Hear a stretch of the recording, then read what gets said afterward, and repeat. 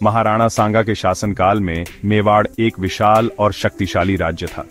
मेवाड़ का भूगोल पहाड़ी, शुष्क और जल संकट से जूझता रहा है, इसलिए यहाँ जल प्रबंधन सदियों से शासन की प्राथमिकता रही।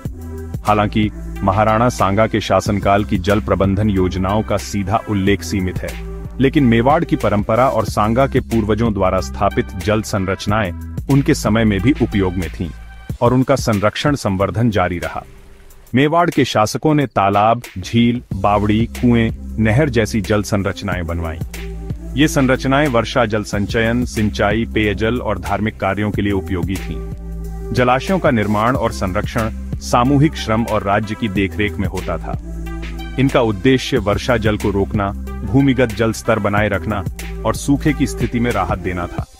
पिछोला झील, कुंभलगढ़ के जलाशय और कई बावड़ियां, ये सब सांगा से पूर्व और उनके काल में भी मेवाड़ की जीवन रेखा थीं। मेवाड़ के शासकों ने जल स्रोतों के आसपास गांव बसाए और खेती को बढ़ावा दिया, जिससे राज्य की आर्थिक समृद्धि और सामाजिक स्थिरता बढ़ी। महाराणा सांगा ने अपने पूर्वजों की जल प्रबंधन नीति को आगे बढ़ाया। युद्धों और राज्य विस्तार के बावजूद उन्होंने जल संरचनाओं की सुरक्षा और मरम्मत पर ध्यान दिया। सामूहिक श्रम यानी राजकीय और ग्रामीण सहभागिता से जलाशयों की सफाई, गहरीकरण और मरम्मत होती थी ताकि जल संकट न हो।